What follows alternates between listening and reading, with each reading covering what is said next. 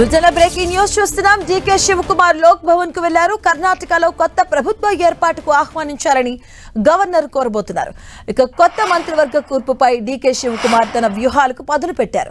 ఈసారి తన కేబినెట్ లో 4 డిప్యూటీ సీఎంలను నియమించే అవకాశం ఉన్నట్లుగా తెలుస్తుంది.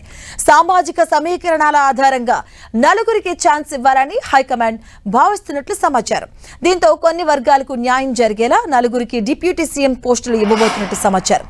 అటు జూన్ 3వ తేదీన డీకేతో పాటు 8 మంది నుంచి 10 మంది మంత్రులుగా ప్రమాణం చేసే అవకాశం ఉంది. ఇక ఇవాళ సాయంత్రం డీకే శివకుమార్ ను తమ శాసనసభ పక్ష నేతగా కాంగ్రెస్ ఎమ్మెల్యేలు ఎన్నుకోబోతున్నారు. జూన్ 3న ఆయన సీఎంగా ప్రమాణ స్వీకారం చేయనున్నారు. ఇక అదే రోజు 10 మంది మంత్రుల దాకా ప్రమాణం చేయగా, అలాగే రాజ్యసభ ఎన్నికల తర్వాత మిగతా మంత్రివర్గాన్ని పూర్తి చేయబోతున్నారు. అయితే ఈసారి తన కేబినెట్ లో కొత్త వారికి ఛాన్స్ ఇవ్వాలని డీకే యోచిస్తున్నారు.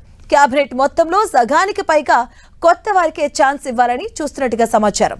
2028 అసెంబ్లీ ఎన్నికలను దృష్టిలో ఉంచుకొని రాష్ట్రానికి కొత్త నాయకత్వాన్ని పరిచయం చేయాలని డీకే ఆలోచిస్తున్నారట. అటు మంత్రివర్గ కూర్పు విషయంలో కామరాజ్ ప్రణాళికలను అమలు చేయాలని అధిష్టానం భావిస్తుంది. ఈ ప్రతిపాదన ప్రకారం పదవీ కాలంలో 3 ఏళ్లు పూర్తి చేసుకున్న మంత్రులు కేబినెట్ నుండి తొలగించి పార్టీలో సంస్థాగత బాధ్యతలు అప్పగించవచ్చు. క్షేత్రస్థాయిలో పార్టీ నిర్మాణాన్ని బలోపేతం చేయడానికి అనుభవజ్ఞులైన మంత్రులను ప్రోత్సహిస్తామని హైకమాండ్ పెద్దలు తెలిపారు.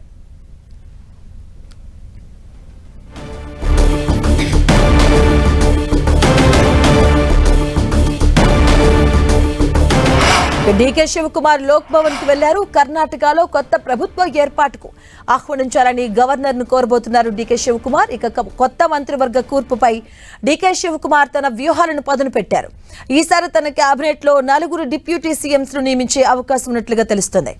సామాజిక సమీకరణాల ఆధారంగా ఈ 4కి ఛాన్స్ ఇవ్వాలని హైకమాండ్ భావిస్తున్నట్టుగా సమాచారం. దీంతో కొన్ని వర్గాలకు న్యాయం జరిగేలా 4కి డిప్యూటీ సీఎం పోస్టులు ఇవ్వబోతున్నట్లు తెలుస్తుంది. అటు జూన్ 3వ తేదీన డీకేతో పాటుగా 8 నుంచి 10 మంది మంత్రులుగా ప్రమాణం చేసే అవకాశం ఉంది. అలాగే ఈ రోజు సాయంత్రం డీకే శివకుమార్ ను తన శాసనసభ పక్ష నేతగా కాంగ్రెస్ ఎమ్మెల్యేలు ఎన్నుకోబోతున్నారు. జూన్ 3న ఆయన సీఎంగా ప్రమాణ స్వీకారం చేయబోతున్నారు. ఇక అదే రోజు 10 మంది మంత్రుల దాకా ప్రమాణం చేయగా, రాజ్యసభ ఎన్నికల తర్వాత మిగతా మంత్రివర్గాన్ని పూర్తి చేయబోతున్నారు. అలాగే ఈసారి తన కేబినెట్ లో కొత్త వారికి ఛాన్స్ ఇవ్వాలని డీకే యోచిస్తున్నారు. కేబినెట్ మొత్తంలో సగానికి పైగా కొత్త వారికి ఛాన్స్ ఇవ్వాలని చూస్తున్నట్టుగా తెలుస్తుంది. 2028 అసెంబ్లీ ఎన్నికలను దృష్టిలో ఉంచుకొని రాష్ట్రానికి కొత్త నాయకత్వాన్ని పరిచయం చేయాలని డీకే ఆలోచిస్తున్నారట. అటు మంత్రివర్గ కూర్పు విషయంలో కామరాజు ప్రణాళికను అమలు చేయాలని అధిష్టానం భావిస్తుంది.